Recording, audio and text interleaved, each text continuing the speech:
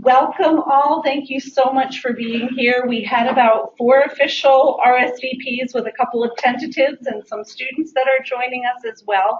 It's my distinct pleasure to present Dr. Professor Crooke, presently from Australia Catholic University, but previously has been in many leadership roles throughout Australia, head of the Dean's Council there, and a lot of experience with academic performance, which sounds punitive but is not. And we've had great conversations the last week, being at Banff at the NetNet conference, and the past few days with different groups of faculty around how we make some sense of describing our impact, especially because many of us do so much in governance and service. And so that's where we thought we would stay, but this is a wide open group and we want to meet your needs as well, and Patrick will do a little bit more of his own introduction, but we really would like to have a conversation at some point. So he'll do a bit of a presentation and then we'll move out. Thank you. Yes, I think I have about 7 slides, so it's not intended to be a death by PowerPoint. A few years ago, I first came to UBC about maybe 5-6 years ago, having attended a presentation at my then university, the University of Wollongong, by Harry Hubble, who runs your educational leaders program, and what he told me about was so interesting that's how I ended up coming to UBC and meeting people like Suzanne. And I think I met Wendy and Elsie previously, maybe Kathy, I think was in that session. But one of the flagging about Harry Hubble is that, even though I'd been in education a long time, he did something that really stuck with me, so I'm going to ask you to do it now. So I'm acknowledging Harry. He taught an old teacher a new trick, which it's not earth-shattering, but it worked really well on the day because it obviously resonated with me. You're all at very different stages of your career, and we're here to talk about evidencing scholarship and all its forms, but I want to try to make sure that we meet all your needs. So if you've got a bit of paper, if there's some reason you're here that you want to make sure that we've covered it or talked about it before you leave, just write it on your piece of paper, and we'll leave enough time at the end so that if there's something that you think, well, that's the only reason I went, and we never even got a chance to mention it, I want to avoid that. So just spend a couple of minutes thinking about, is there anything I expect to talk about? And I'll hopefully remember to leave enough time at the end so that if we haven't covered it, we'll try to cover it then. I can't promise to be able to answer your questions, but if I don't, I'll find somebody who can and I'll let you know.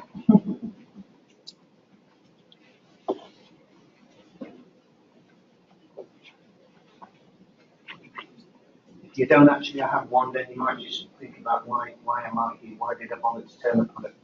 Early afternoon when the sun's shining. You may be thinking that already.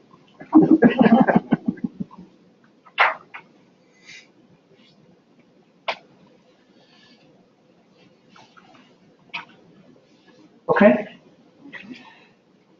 The other thing that I'll say in introduction, and I'll come back to it briefly in a minute, but I've now started to put this on all my presentations. How many of you have an ORCID number? Of the people who don't have an ORCID number, do you know what one is? Okay. In essence, an ORCID number is the ID bit. It means it's an ID, it's an identifier. And the thing about an ORCID number, it's a not-for-profit organisation. It's a bit like LinkedIn or these online systems to put yourself out there. But the thing about ORCID ID is that ORCID is actually associated with databases like Scopus and things like that. And once you open up your ORCID ID, it's a unique identifier of you. It becomes a very useful thing, and it's a way increasing that people are enhancing their visibility online. Now, it's designed for people who are doing research because it's obviously a place where you can have a repository of references to your publications. But it also allows you to document a whole heap of other things that you might do. So I'm just pointing that out on here because if you don't have an OPID number, I'd encourage you to do it. It's free. They don't send you emails, etc. It's a philanthropic activity. In Australia now, if you don't have an OPID ID, you can't apply for a grant because the grant organisations say, well, we need your OPID number because then that allows them to check your bona fides and what your history is. So competitive grant councils are now expecting you to become new consistent. And what about manuscript writing and reviewing? It seems like they are tying things to that OPID number as well. I think you can document that sort of thing in OPID, but that's a different organisation. And I'm trying to think of Hublons. But the thing about OPID is that it has several sections. So you can, whilst there's certain stuff that, in a sense, auto-populate. If you go into OPID on a regular basis, it says, do you want to check Scopus to see if there are any of your references that haven't been incorporated? You can update it. But there are areas that you can just manually, the fields you just fill in manually. So it's actually a really good way to act as a repository of your academic work. So that's very pertinent to what we're talking about today. So, whilst I'm not just going to talk about the scholarship for teaching and learning, but Suzanne wanted to have a focus on SOTL. And the thing is, in talking about the SOTL taxonomy that I've got, it allows me to talk a bit more about what is scholarship. And I'm going to share an academic, it says the academic performance framework. I developed an academic performance framework off the back of this work, all of which is based on the work of Ernest Boyer. If you haven't heard or read Ernest Boyer's work, I'd encourage you to do it through the Carnegie Foundation. And there's a reference on on the upcoming slides from people from Glassig, Meyerhoff and Huber, who were people who worked with Ernest Boyer and did a really significant piece of work to actually characterize clearly what constitutes scholarship. Well, actually, they termed it scholarly work. And then the main thing is to generate some discussion and listen to what you've got to say about what you want to achieve and why. I don't have anything to sell. Other than the academic performance framework and thoughts that have come out of the other work, the things I'm talking about are other people's work. It's pointing in the direction of things that I've found useful in dealing with things in this space over the last probably 10, 12 years. So you might be thinking, well, who's this guy? Well, I think I'm here today to do what I've just said. Why me? And my pathway to where I stand. I was, from about 2003 onwards, I was in a dean's position for about 10 years. And in my university, deans presented cases for anybody going for probation or promotion in my faculty. My faculty was health and applied bachelor, health and behavioural sciences. So I had nursing, midwifery, indigenous health workers, psychology, bench scientists, anatomy and physiology, dietetics, a whole range of things. And one of the things that came clearly to me is that all those different disciplines have different measures of esteem. What counted as important in all of those disciplines were very different, even to the extent of what's the significance of the order of the names in a reference for a publication. And I found that intriguing on an intellectual level, but it made things quite difficult for me. So I started trying to document so that we could actually keep a track of all these things so that I was more able to present to other people. But it also meant that over time we decided to document it and use it as a tool that we would share information across the university so that we would be able to try to make it simpler for people who were seeking to be rewarded and recognised by various systems in the university. Most universities see promotion as the reward and recognition system. The problem was, quite often, I found that people had a skewed view of what would get them promoted. There were certain perceptions, well, you won't get promoted unless you had an ARC, an Australian Research Council grant holder. So we decided to document it, and that became the academic performance framework. Something else that led to it was that, as a dean, I was asked by the executive of the university, along with my other colleagues, to identify our unique selling point. What's special about your faculty then? And we were, like most other health sciences faculties, in a mid-level Australian university. We had good researchers. The most significant thing for me was that we had people in almost all the disciplines I just mentioned in senior leadership positions outside of the university, accreditation councils, the head of the Australian Psychological Society. I was the chair of the Council of International Midwifery for Australia and New Zealand. And we didn't even document it. So if you don't document it, it's quite clear that you don't value on it, is it? But we were making a significant contribution to public life. But the major point is we brought all that information back and all that influence back, such that we were anticipating potential changes in curriculum, etc., etc. 2 years out, we were actually saying what the curriculum standard changes will be. And I think that that's stuff that needs to be valued, and so we incorporated that into the academic performance framework, which is what Suzanne was mentioning earlier about governance and service. When I stepped down as a dean, because I'd done a lot of work in this and because I'd become interested in scholarship, I was asked to set up an entity called SOTL, W-A-T-T-L-E. You recognise what a SOTL is because it's an archetypal native. I think it's native to Australia, isn't it? It's well recognised as a plant in Australia. But it stood for Wollongong Academy for Tertiary Teaching and Learning Excellence, SOTL. So it was a Teaching Excellence Academy. And as with any other thing, when you first start to set it up, if you're not careful, you've got a whole heap of other people who tell you what it's supposed to be. And before you know it, you've become everybody's dog's body.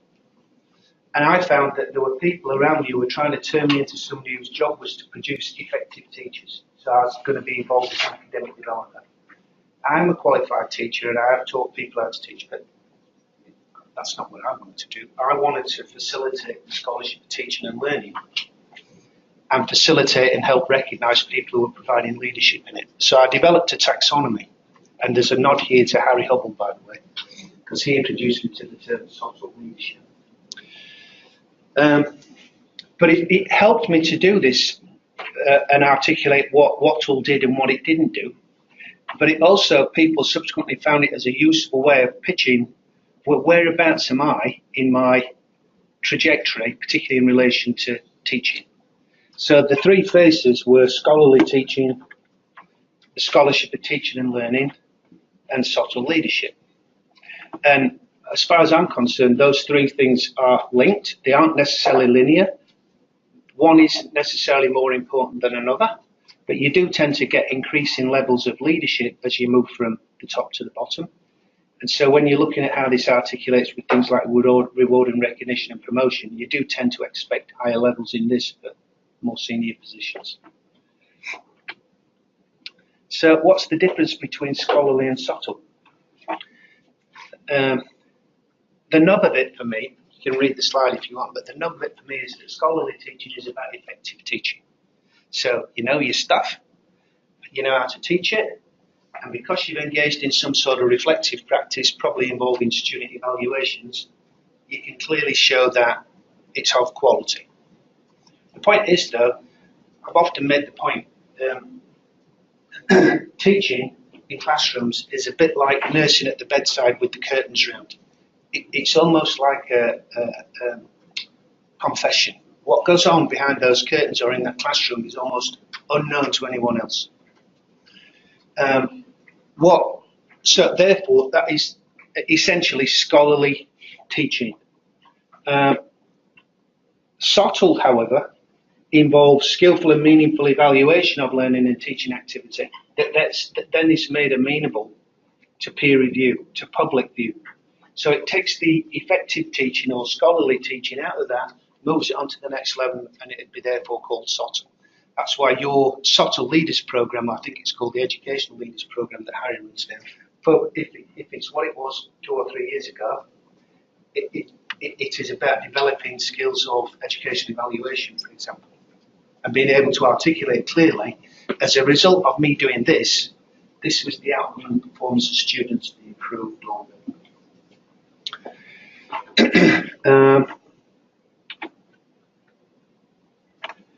Harry's of the view that SOTL leaders are practitioners who don't just do it themselves, but they facilitate that work in other people. And quite often those people are employed in positions that are quite overtly a leadership position in relation to teaching and learning.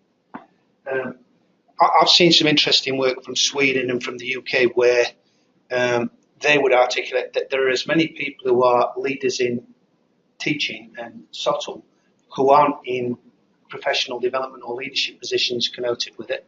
So Harry and I are slightly at odds with it.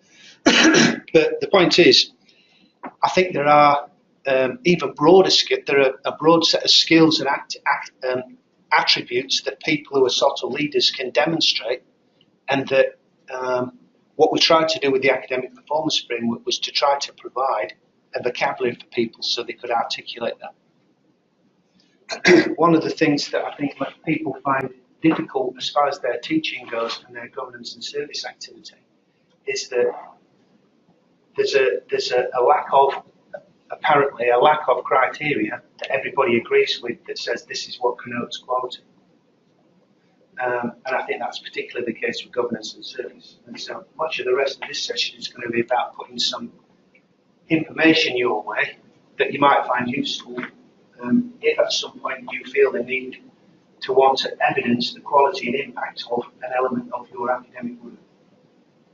I'm arguing that academic work is typically made up of 3 things: scholarship of discovery, research, scholarship of teaching and learning, and scholarship of integration and application, which we loosely call governance and service.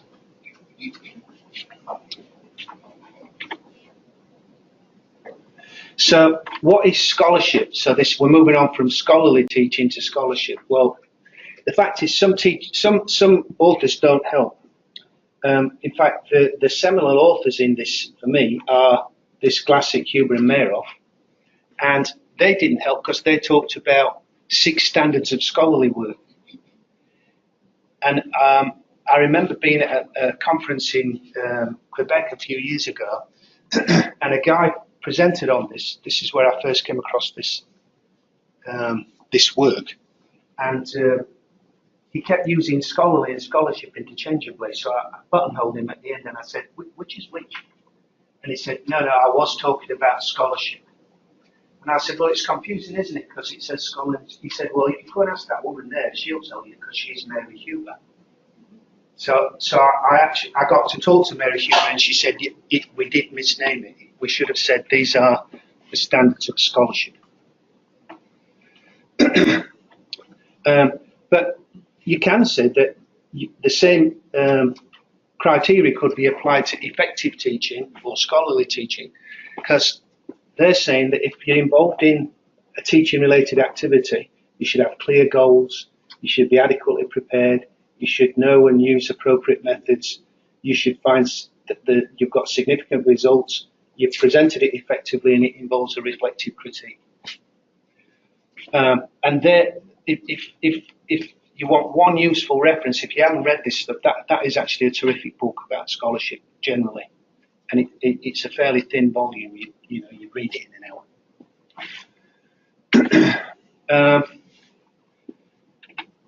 A guy called Lee Schulman replaced Ernest Boyer as the director of the Carnegie Foundation when Ernest Boyer, I think, died, not retired. Lee Shulman took this work on a bit further and added the bit that's on an earlier slide that says the thing that really moves us from scholarly work to scholarship is the fact that it's been evaluated properly and it's been made available, amenable to peer review. So, something that this will be an active escape.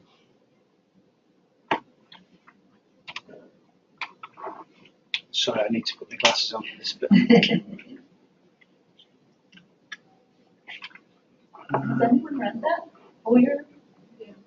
One?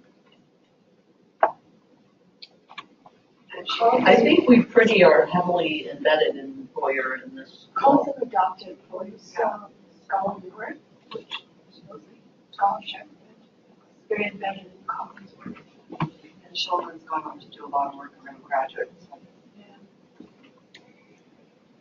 Okay, so the manifestation of the work I said that I started and led at Wollongong ended up with this thing called an academic performance framework. And if you're interested in it, you can have a copy of it afterwards.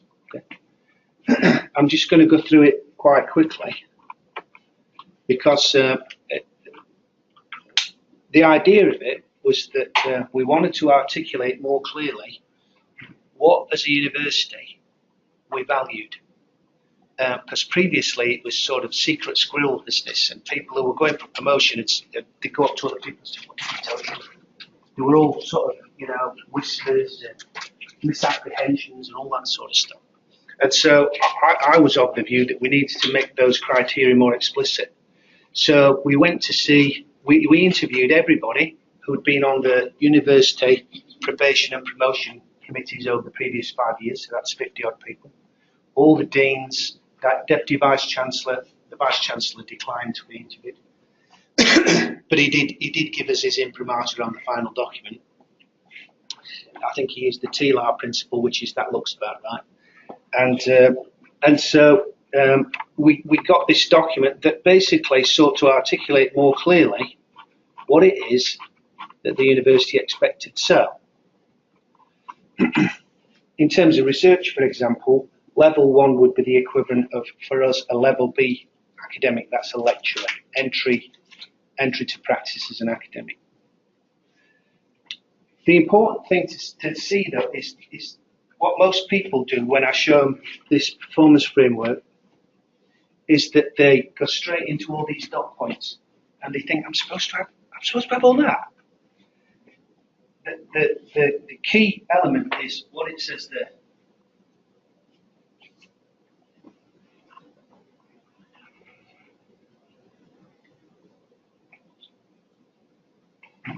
Okay? And the point about everything that comes after, we've put them into subcategories, and those categories are consistent throughout the whole framework. But the main point about it is that these are just for examples. You might have, a person may have one of those things countless times, and if that's what you think demonstrates the quality and impact of your work, go ahead. But one of the first things that people said was, it'd be better if you put it into a matrix, wouldn't it, in a box? And so we said, okay, we'll do that. And straight away, people started to play bingo.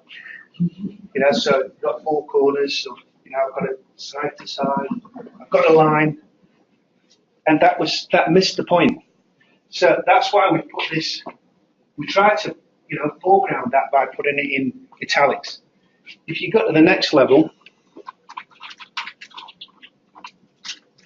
it's talking about you incorporate the activities at level 1, so you're not forgetting them, but we're expecting slightly more of you. So that's where it starts talking about higher levels of publication in terms of quality of journals, citation rates. We start to introduce grant applications, plus or minus success. Nobody's necessarily saying that you've got to have had a grant. The point is you're active in the space. And it goes on. I'm just flagging that because you might find that useful after this session. I'm not going to talk any more about the APA. The thing is that what that did for our university, and I recognise that UBC is a more research-intensive university. If there were people from Wollongong here, they'd shoot me. But UBC is a more research-intensive university than University of Wollongong. So it may well be that the level of expectation for you is a step higher. But that's why we put in these initial headings, it said, according to your part of the organisation. When we first produced this, the Dean of Engineering, engineers very strong at the University of Wollongong. It's probably the top 3 or 4 engineering faculties in Australia. And it's quite clear that what you need to do to be considered an associate professor or a professor in engineering at the University of Wollongong, from a research perspective, is very different to what you'd expect of somebody in physio or OT or nursing. Interestingly, when they looked at teaching, anybody who actually taught and had half decent teaching evaluations in our engineering faculty, you were considered a megastar from a teaching perspective. So it varies from discipline to discipline, and you have to recognise that. One of the things that people told us over time about this document, though, is that it gave them a vocabulary to do that. So you might find the academic performance framework somewhat useful. The other thing about this framework is that the headings talked about other things. When we first set up the APF, there were 4 elements of academic work at the University of Wollongong: research, teaching, governance and service, and community engagement. And we decided to incorporate engagement and to view engagement as a scholarship, and to look truly at engaged academia. There is a literature on it. That would mean that we could consider it a scholarship, and we integrated it into the 3 other areas. One of the other reasons we did that is because people found that bit so hard to fill out. People would put in an application. I've seen people put in application for promotion, and they put the fact that they were a brownies, brownie leader, or worked with the Girl Guides, which I think is good work, but a strange thing to put in an application for professor. But anyway. I hope I haven't offended any brownie leaders there. So back to this. So ignore that last bit.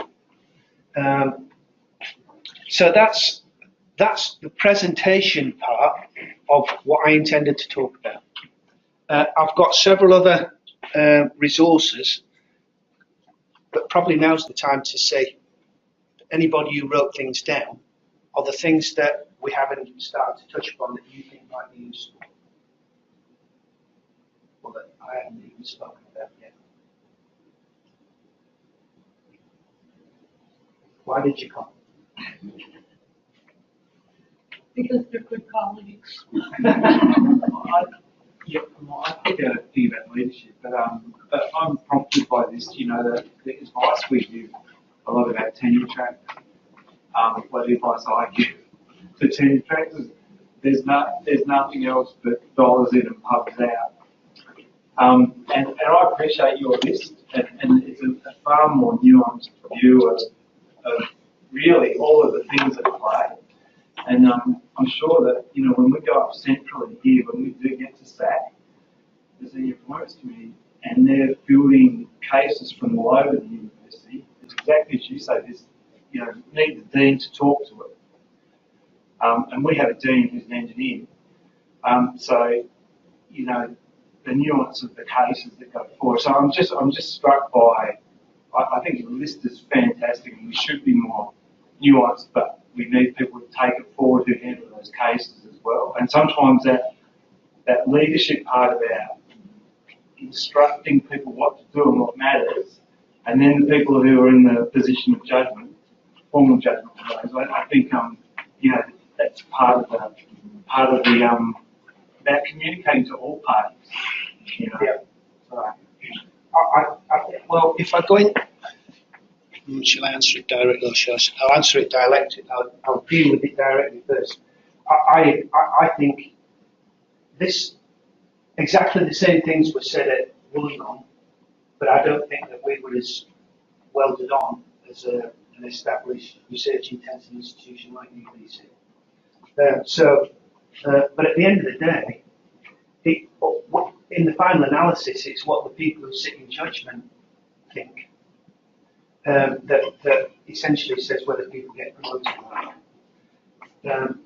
What I see this in part though is that if it's an example of managing upwards, and if people in certain disciplines, particularly professional disciplines like nursing and midwifery, if we don't articulate our own sense of worth, then the people above us will never recognise and change it. So you find yourself knocking on the ceiling, but over a period of time, you might actually shatter through the glass and get through. So I'll then take you to this. So the APF was work that I did. Interestingly, to one side of me, and we were unaware of each other for about 6 months. There were another group of people in the Learning Development Centre at Wollongong looking at this, but particularly from the issue of teaching. And they entered into a partnership with an organisation in the UK called the Higher Education Academy, which has just been disbanded, and it's gone into another form. But its role was to promote quality teaching and curriculum development, and over time they provided awards and recognition programs for excellence in teaching. And they produced this. They did work that I've given copies of all these things to Suzanne, and one of them is this document. That I can't now. It doesn't look that It's in pretty sharp color. in that because in colour it works better. Yeah. But it's ironic or strange. Not ironic. It's strange that if you look at the sorts of criteria in here and you lay it alongside the academic performance framework, you think we copied each other. But it just shows that when you really sift things down, there are truths that come out everywhere. Probably the most. I was going to add something, but go carry on. I don't want to interfere. You took breath. No. So one of the things I'm interested in is this whole knowledge mobilization piece. Oh, the knowledge. Because I spend a lot of time trying to build community capacity in an area that I regard as kind of a fundamental public health issue. Yep. And I would have to say that most of that work is invisible. I mean, I put it on my CV and I don't even know if anybody pays any attention to it. But it just seems to me, if we're talking about this ground up thing, if you can't build capacity out there to even raise people's awareness that you've got a problem, then you're not going to be able to move on to more research, interventions, or whatever, because you haven't even convinced people that there's a problem. And I agree totally with you, and it's why I'm really committed now to do more work in terms of identifying and facilitating the recognition of scholarship as it manifests in what Boya talked about, integration and application, which quite often are the things that tend to get bound up in this concept of governance and service. I think I mentioned earlier about ORCID. ORCID and other things are ways that you can promote the profile, on the web or whatever, the profile and the prominence of your research work. The stuff that I'm just about to show you about evidence in teaching, that's a very well thought through system to help you do that. There's no point in me trying to reinvent it. The thing that I showed you in the APF, there are more examples in it. When we did that, we also created a thing called an impact catalogue. You can see that, but that's made up of real life impact statements that people had written in their applications for promotion at the University of Wollongong, for a research post, for focusing on teaching or focusing on governance and service. The idea being, when people look at it and they say, well, I can do that, okay? Because it was meant to be enabling. But I think that's what I'm now trying to do, is to broaden the conception of what's considered to be useful and important academic work. And I think the things that you're talking about are vital. But I agree they're not actually recognised or well recognised at the moment. The point is, if we wait for the people, like I said earlier, if we wait for the people who sit on these committees, etc., to figure that out, we'll wait forever. It really is an exercise, mostly it's an exercise in self-empowerment. But the other thing about this, though, is that these folks who were doing the teaching and learning stuff thought that through. So when they did their work, they didn't only produce stuff that was about, well, how might you best do this if you're an individual? What might you reflect upon, etc. And I'll come to that in a minute. But they actually produced. No idea what that is. But what this did, they also produced a set of benchmarks that were a set of indicators for indicating whether a university truly took learning and teaching seriously. So many of these are actually benchmarks for university executives.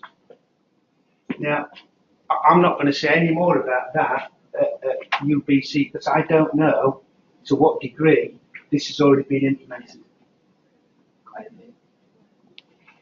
So I have the sense that it would be, because when I first came here 6-7 years ago, and I was starting work on the APF then, they started to tell me that, well, we have a promotion tenure track for teaching and all that sort of stuff, which was pretty revolutionary at the time.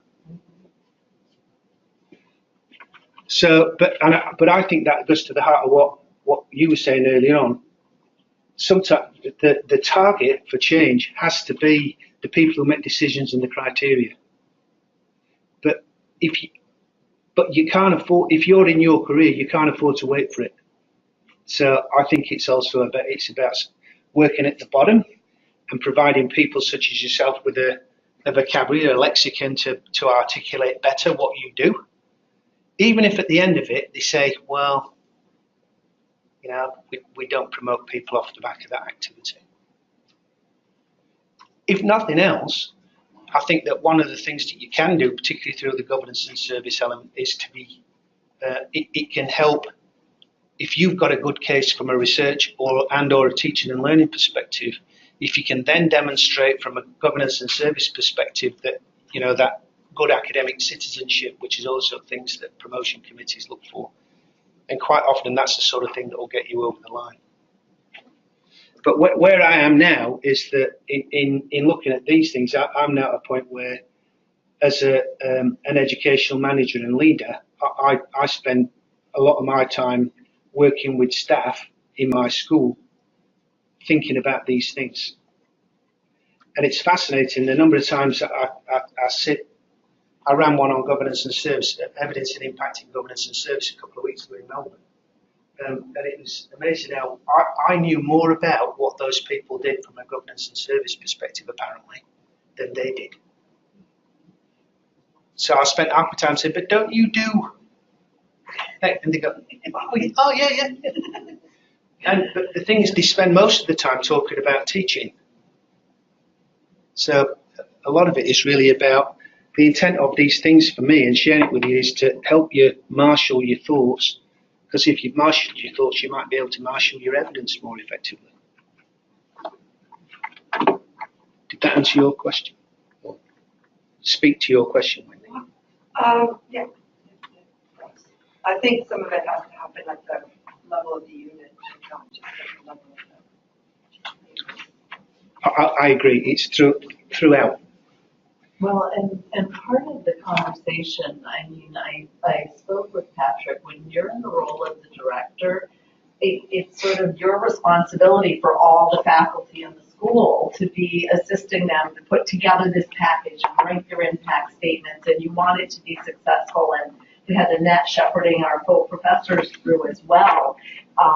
But with all these new faculty coming in, I'm really hopeful that we can create a core group of us, because I know a lot of faculty also did the support and mentoring in the background, but that we all help each other, you know, like a peer performance, because we've got people internally going up for different levels, and just to support and acknowledge the impact that many of us are having in many different areas, but just to help along that process. I mean, I think we do a good job of it here. It's amazing to me. I told Patrick that the number of people that were promoted and tenured and in my 5 short years was more than I'd seen at any other institution I've been at in the States, in a school of nursing, because often there isn't this level of support. So I guess that's all I was advocating for with us as a group, hoping this could open up the conversation toward it. So in terms of that project that the colleagues in Australia and the Higher Education Academy did, this is a poster. It's a one-pager that captures things. I think these are really important points. It talks about you can have different sources of evidence, personal evidence, reflection, etc., from students and from peers. It talks about different areas that you can think about in terms of your learning and teaching work. It's not just about teaching in a subject in an undergraduate program. It talks about what phases of your career you might be in where you'd be expected to be more significantly active in that area than you would be in another one. And this is a column that starts to talk about the issue of the sphere of influence you might be working in.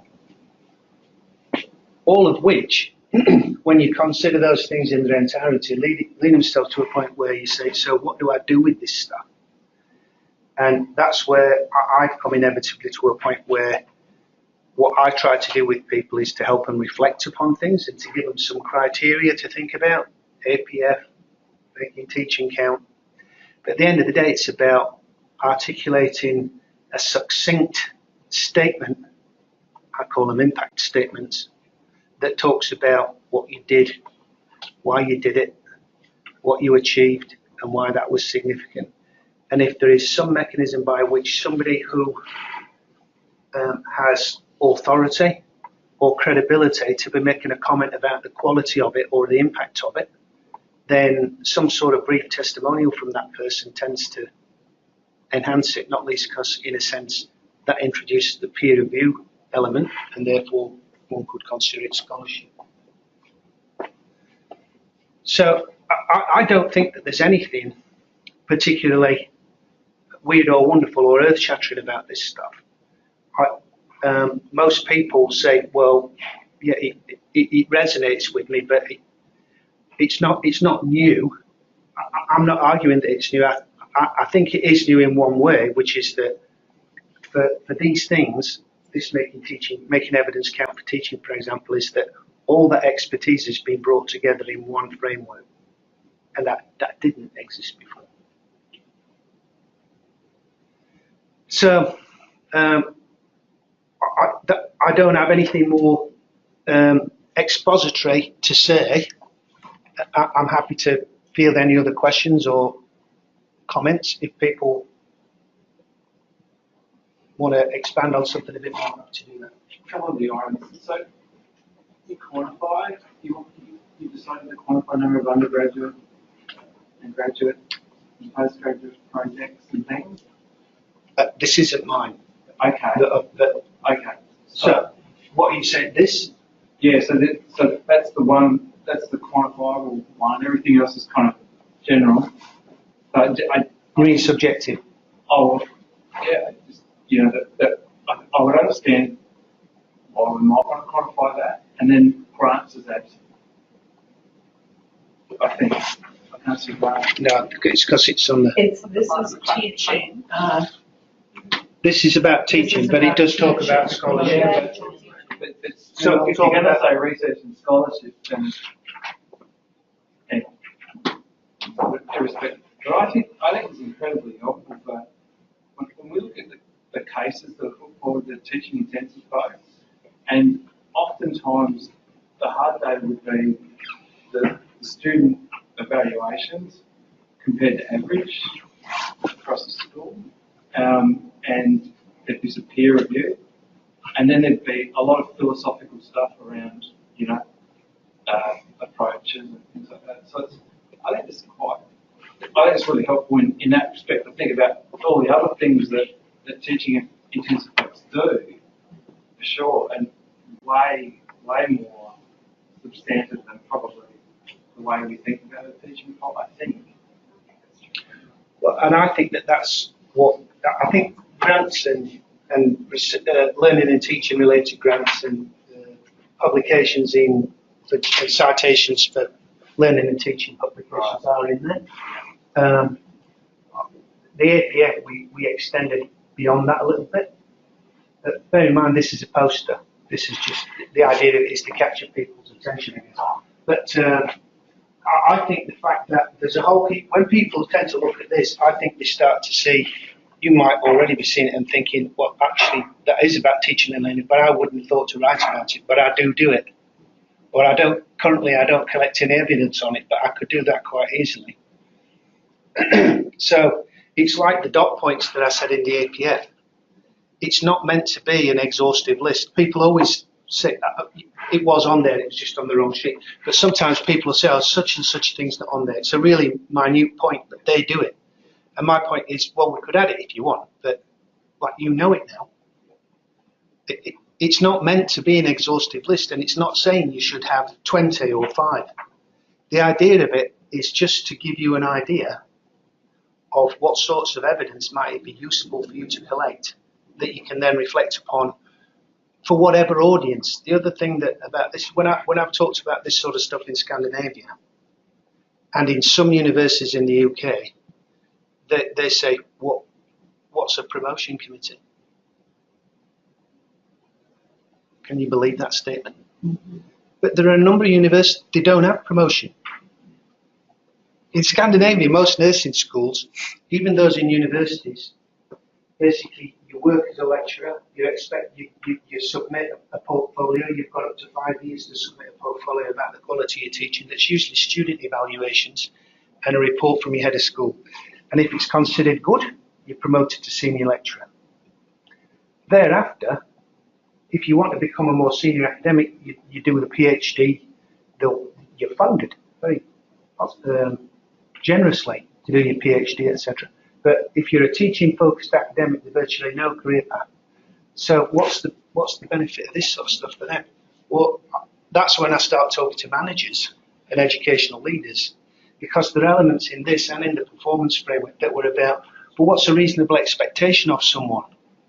So this isn't just about reward and recognition, it's also about saying, what do we expect of someone at a certain level of appointment in terms of quality teaching? And I think we should be able to expect that. Morning, Patrick. I'm so sorry I was late. I was rushing from another commitment. But I wondered, in Australia, do you have any tips or what's your experience been about funding for education scholarship? Because it can be a really tricky thing, and for those of us engaging in education scholarship, we're always scrambling a little bit of money here, a little bit of money there. It does challenge us, yeah. We had a golden age for about 8 or 9 years, and it ended about 2 years ago. Actually, probably longer, 10 years.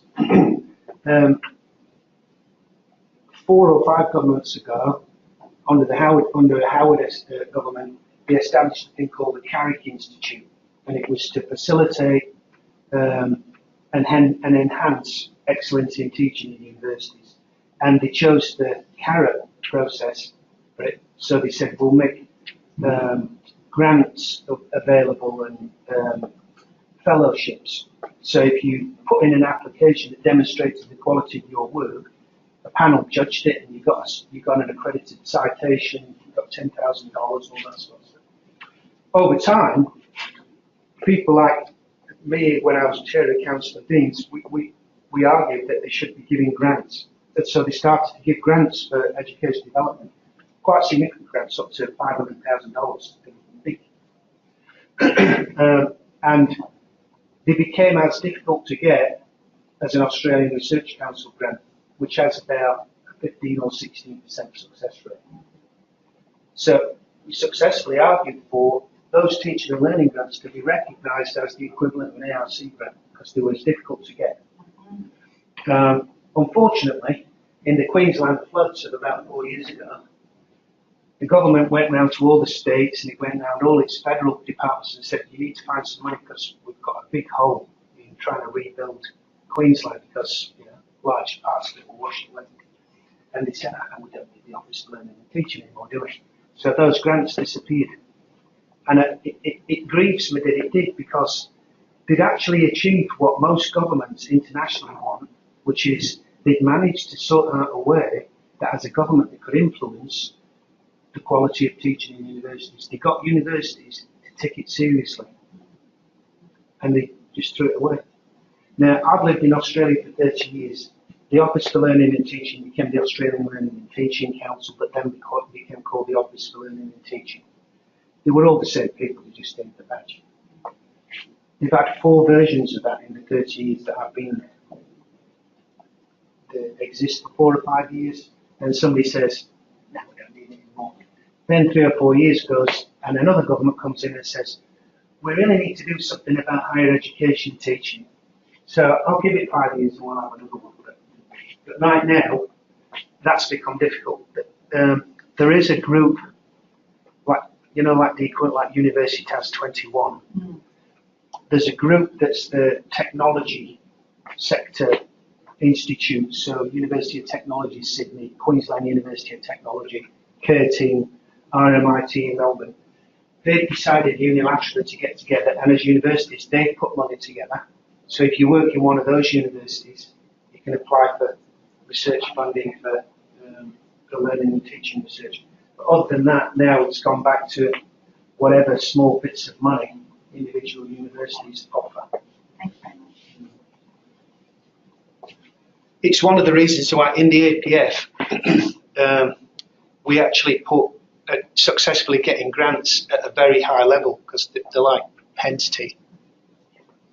I would suggest that if you're looking for recognition, you'd be better looking at one of these professional stuff in here about professional recognition systems like the Higher Education Academy Fellowships. I know they're trying to expand into Canada, and you have your 3M teaching fellowships, don't you? So it's things like that that are ways that you can get. Pretty hard to come by. But that's why if you got one of them, it's highly significant, and people need to understand that. But we found that there were things when we were talking to the panels, when we were giving feedback to people who are on promotion committees, we'd say, but this person's they're saying, well, we're not sure about teaching. And we'd say, but this person's a principal fellow of the Higher Education Academy. There's 150 in the world. Oh, I didn't know that. Sometimes it's about, it's managing upwards. It's about telling people about the significance of what you do. But if you don't see it as significant, you're not going to persuade somebody else, are you? So that's what I'm now trying to do from a professional development perspective for staff and people that I work with. Because I see terrific work going on in nursing and health science faculties, much of which is, yeah, that's fine. But Suzanne and I were talking earlier about how difficult it is now to get people to take on mid-level leadership roles. The point is, if you don't take on mid-level ones, you don't get into senior leadership roles, but people tend to follow recognition. It's a bit like students, when you first lay out your curriculum and they say, yeah, we know what you're going to cover, but what are you going to assess us on? What's on the exam paper? Well, that's the same with reward and recognition. I think at UBC, I think we've been very fortunate Uh-huh. in the ways in which the scholarly work of teaching and learning has been taken up Yep. through the ranks. And partially because of all the issues that everyone has raised here around money for research in teaching and learning, except for the Department of Education, that are very successful through SHIRK in getting the grants for education, intensive research. But given the way where we're going, I think very much, we talked about criteria, and you mentioned about criteria, and the criteria which we are using currently for those of us who are in the teaching learning stream is very much around the governance, the mid-management, I'm talking about administration, because that's what they're looking for in terms of criteria and leadership in where you're promoting and advancing education. And in fact, they have made it very clear that if you focus too much on the research component, then you should be going to the research stream promotion, which I'm sure is the same everywhere else. Not to preclude the opportunities in scholarly work in that area. So I think our university has been very fortunate. I think we've been addressing those issues, and I think our leadership at the university is very aware of those issues. But something like this, I think, would be very helpful for the end user, for somebody who's beginning a career, looking at, what path and what I should be accomplishing, where I should be focusing on, knowing the trajectory.